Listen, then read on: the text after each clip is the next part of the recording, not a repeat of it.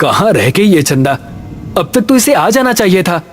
पुनीत ने अपनी घड़ी में टाइम देखा तो 9 बज चुके थे और उसने जैसे ही पीछे पलटकर देखा, चंदा खड़ी मुस्कुरा रही थी। बदमाश, डरा दिया ना हमका।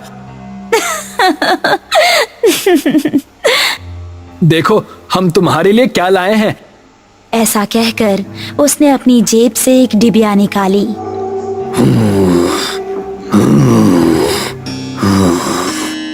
तभी उन दोनों को किसी के सांस लेने की भयानक आवाज सुनाई दी। कौन है? ठीक सामने बरगद के पेड़ के नीचे उनको किसी आदमी का अक्स नजर आया। कौन है? सामने आओ।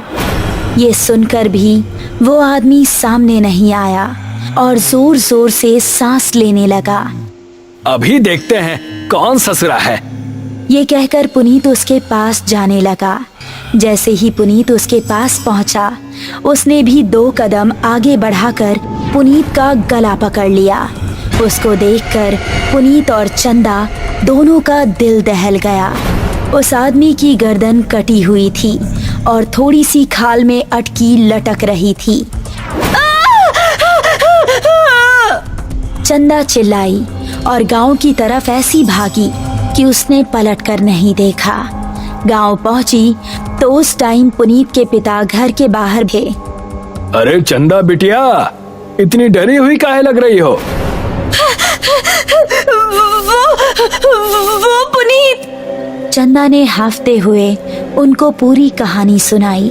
पुनीत के पिता ने अपने साथ कुछ आदमियों को लिया और चंदा उन सभी को लेकर उसी जगह पर पहुंच गई।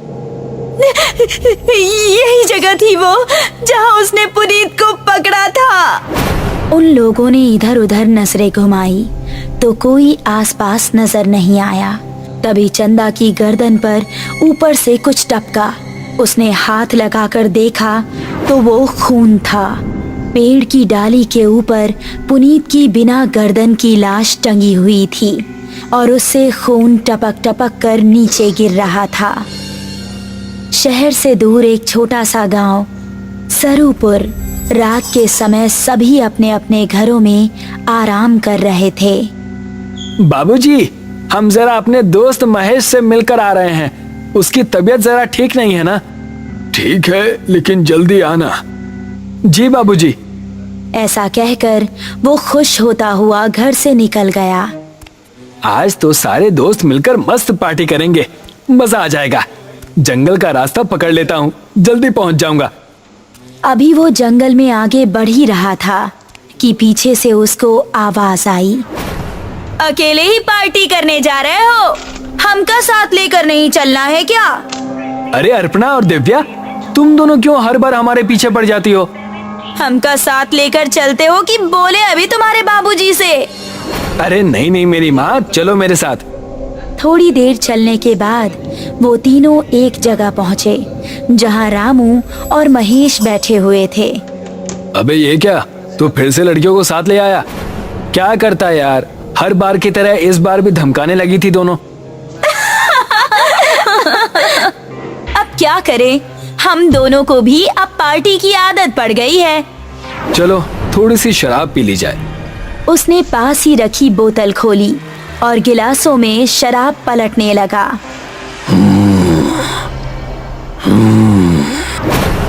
तभी उनको किसी के सांस लेने की आवाज सुनाई दी। उन्होंने देखा तो पांचों के रोंगटे खड़े हो गए। सामने से कठमुंडू चलता हुआ आ रहा था। उन्होंने कदम बढ़ाए ही थे कि तभी कठमुंडू ने दिव्या को पीछे से पकड़ लिया। उसने दिव्या को इतनी जोर से कसा कि उसके मुंह से खून निकल गया। बाकी चारों अब बेहद डर गए और वहां से भाग निकले। दिव्या उसकी पकड़ में फंसी दर्द से कराह रही थी।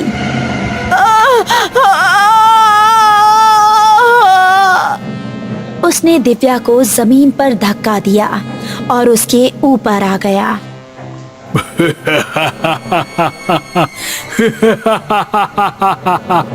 उसने दिव्या के सीने में हाथ डाला और उसके सीने से खून की धारा निकल पड़ी।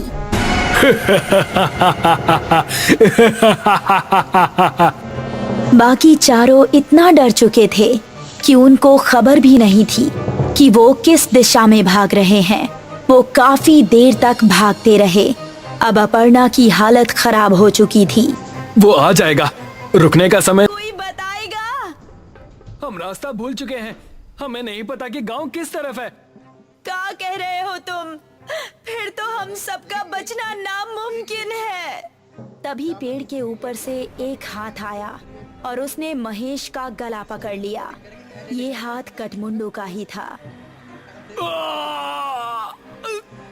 राकेश ने महेश का पैर पकड़कर उसे बचाना चाहा, लेकिन कठमुंडू ने उसको पूरी तरह से ऊपर खींच लिया और वो तीनों चिल्लाते हुए वहां से भाग निकले। वो देखो, सामने वो घर, उसके अंदर चलते हैं। वो तीनों एक घर के अंदर घुस गए और राकेश ने जल्दी से दरवाजा बंद कर दिया। तभी कोई जोर जोर से दरवाजा पीटने लगा। तीनों का शरीर इस समय बुरी तरह से कांप रहा था। दरवाजे की धम धम उनके दिल को दहला रही थी। तभी खिड़की से कठमुंडू का एक हाथ अंदर आया और उसने अपर्णा का हाथ पकड़ लिया। बचाओ!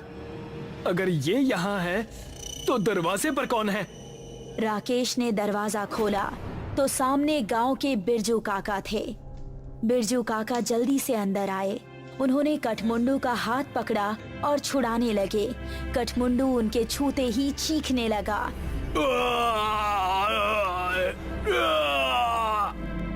वो चीखता चिल्लाता हुआ वहां से भाग गया। तुम ठीक तो हो अर्पणा? मैं ठीक हूँ, शुक्रिया बिरजू काका।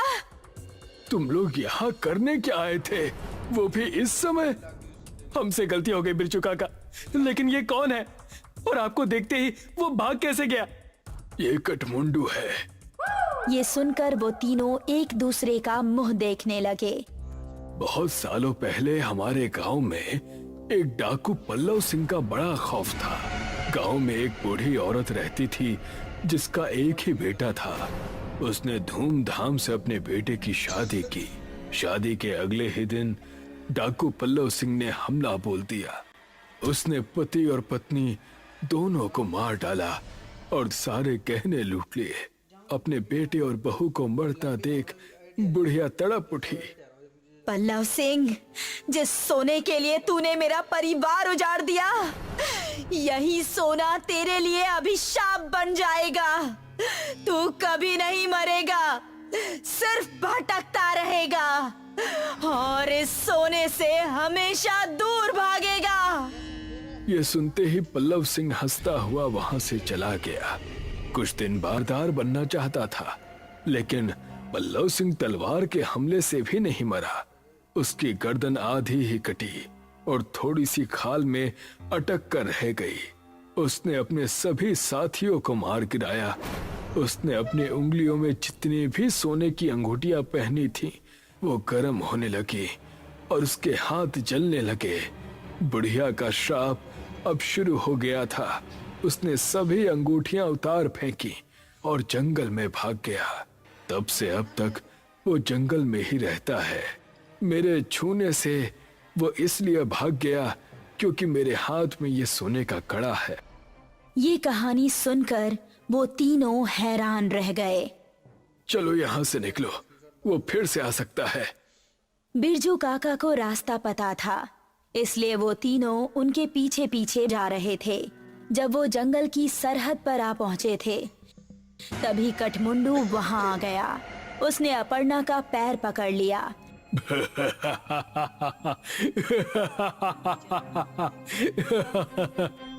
तभी राकेश ने बिरजू काका के गले पर नजर डाली।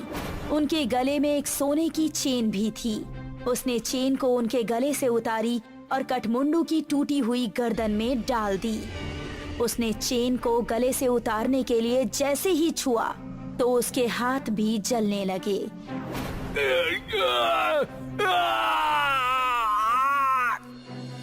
वहां से भाग निकला। उसके बाद वो चारों गांव के अंदर ही जाकर रुके। जब उनको देख गांव वाले इकट्ठा हुए तो उन्होंने सबको अपने साथ बीती हुई घटना सुनाई। वो दिन था और आज का दिन है। गांव के सभी लोग हमेशा अपने साथ सोने की कोई ना कोई चीज जरूर रखते हैं और अभी भी उनको जंगल में कहीं ना कहीं कठमुंडू नजर आता ही रहता है। बहुत पुरानी बात है। राजपुर गांव में एक बहुत बड़ा तालाब था। उस तालाब के किनारे ही एक बरगद का पेड़ था।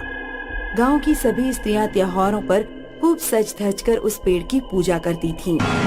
गांव में ये मान्यता थी कि बरगद बाबा सभी की मनोकामना पूरी करते हैं। पूजा में पूरी, गुलगुले, हलवा और खीर चढ़ाया करती थीं। उसी पेड़ से कुछ ही दूरी पर एक बांस का झुरमुट था जिसमें एक सिरकटा भूत रहता था। वो सन्नाटा होते ही बांस के झुरमुट से निकलकर आने जाने वाले लोगों को बहुत परेशान करता था। उसके डर की वजह से कोई उधर अकेले नहीं जाता था। अगर गलती से भी कोई चला जाता तो वहाँ बेहोशी की अवस्था में ही पाया जाता। ये गांव की औरतें बरगद के पेड़ की पूजा करती हैं और इतने अच्छे अच्छे पकवान चढ़ाती हैं। मुझे कभी कोई नहीं पूछता। बरगद पर चढ़ाई जाने वाली सारी चीजें देखकर उसे बहुत गुस्सा आता था। उसकी भी इच्छा होती थी कि लोग उसकी भी पूजा करें, लेकिन उसकी हरकतों से सब लोग उस बांस के झुरमुट के पास भटकते भी नहीं थे। एक बार बंसी नाम का एक किसान शहर से एक गाय खरीद कर ला रहा था, परंतु उसे गांव पहुंचते पहुंचते बहुत रात हो गई। अब क्या करूं? वो सिरकटा भूत तो मेरा रास्ता जरूर रोकेगा। आज तो बड़ी अच्छी दावत उड़ाऊंगा मैं। बंसी जैसे ही आगे बढ़ा तभी उसने देखा कि गाय आगे बढ़ नहीं रही है। वो उसको कितना भी हाँकने की कोशिश करता, वो अपनी जगह से टस से मस नहीं हुई, बल्कि थोड़ी थोड़ी देर में वो उछलने लगती। हे भगवान, बड़ी मुश्किल से गाय खरीद कर लाया था। अगर इसे छोड़कर जाता हूँ तो वो सिरकटा भूत इसे भी नहीं छोड़ेगा। तब तक उसने देखा कि गाय घूमकर उस तालाब की तरफ जाने लगी। अरे बाप रे, लगता है वो दुष्ट मेरी गाय को हाँक कर ले जा रहा है। बंसी दौड़ता हुआ अपनी गाय के पीछे पीछे भागने लगा, लेकिन तभी उसे ठोकर लगी और वो मुंह के बल गिर पड़ा। तभी उसे लगा कि किसी की मजबूत बाहों ने उसे सहारा देकर उठा लिया। सिरकटे भूत, ये कैसी मुश्किल है। एक बार गिरा देते हो और फिर से उठा लेते हो। बंशी, उठकर अपनी गाय की रस्सी पकड़ो और घर जाओ। उस सिरकटे भूत से तुम्हारी गाय छुड़ाकर मैंने उसे भगा दिया है। आप कौन है? आप जो भी हैं, मेरी तरफ से आपको बहुत बहुत धन्यवाद। अक्सर ऐसा ही होता। सिरकटा भूत जब भी किसी को परेशान करता तब एक बूढ़े बाबा आकर उसे बचा लेते। मीना, आज बहुत अच्छी खीर बना लो, चलकर बरगद बाबा को चढ़ा देंगे। मैं भी यही सोच रही थी। हो सकता है बूढ़ा आदमी कहीं बरगद बाबा ही न हो। ऐसे तो उन्हें आज तक किसी ने गांव में नहीं देखा। खीर बनाकर वो दोनों बरगद के नीचे बैठ गए और एक दोने में खीर रखकर चढ़ा दी। हे बरगद बाबा, आपको किसी ने नहीं देखा, लेकिन आपकी अद्भुत शक्तियों की वजह से ही हमारे गांव के लोग रह पा रहे हैं, वरना उस सिरकटे भूत ने तो सबका जीना हराम कर दिया था। तभी अचानक बांस के झुरमुट में थोड़ी हलचल सी हुई और ऐसा लगा कि बांस के झुरमुट में से कोई गुर्रा रहा है। चलो मीना, घर चले। गाय की वजह से उनकी अच्छी आमदनी हो रही थी। एक दिन कोई त्योहार था। गांव की सारी औरतें खूब पकवान बनाकर बरगद बाबा को चढ़ाने ले गई थीं। बंसी की बेटी मुनिया, जिसकी शादी होने वाली थी, वो भी बरगद के नीचे अपने होने वाले पति की लंबी उम्र की कामना कर रही थी। वाह, देखो सारी औरतें कैसे सज धज के पकवान चढ़ा रही हैं और वो बंशी की छोकरी तो बड़ी छम छम पायल खनका रही है। आज इसको अपना शिकार बनाता हूँ। सभी औरतें वहाँ से वापस आ गईं, लेकिन मुनिया की पायल कहीं गिर गई। उसी को ढूंढने के लिए वो वहाँ रुक गई। अब आएगा मजा। वो उसके पास गया। तुम्हारी पायल खो गई है क्या? हाँ, तुमको कैसे पता? मैं जानता हूँ वो कहाँ है। बता दो, मैं खुद ही ले लूंगी। वो पायल मेरी ससुराल से आई है। वो उधर जो बांस का झुरमुट है ना, उसी में पड़ी है। मुनिया को तो वो पायल किसी कीमत पर चाहिए थी, तो बिना कुछ सोचे समझे बांस के झुरमुट के पास दौड़ गई। ये दुष्ट सिरकटा भूत आज इसको खत्म कर देगा। मुझे इसको बचाना ही होगा। ए लड़की, उधर कहाँ जा रही है? जा अपने घर जा। तेरी पायल बरगद के नीचे ही पड़ी है। मुनिया को अचानक होश आया, पर देखा कि बरगद के नीचे ही उसकी पायल पड़ी थी। पायल उठाकर वो सरपट भागी और घर जाते ही बेहोश हो गई। ये तुमने ठीक नहीं किया बरगद वाले भूत। आया हुआ शिकार तुमने भगा दिया। क्या कर लेगा तू मेरा? हिम्मत है तो सामने आ। तभी सिरकटा भूत नीचे आया। उसने बूढ़े के ऊपर हमला कर दिया, लेकिन बूढ़े ने उसके पैरों पर ऐसी लंगड़ी मारी कि वो गिर गया। इसके बाद उसके सीने पर चढ़ गए। तू अपने कर्मों को सुधारने की बजाय एक से बढ़कर एक पाप किए जा रहा है। आज तेरा अंतिम समय है। बहुत दिनों से मैं तुझे बर्दाश्त कर रहा था। वो मासूम बच्ची अपनी शादी के लिए कितनी खुश थी और तू उसी को अपना शिकार बनाने चला था। तेरी वजह से इधर से कोई अकेला फटकता तक नहीं है।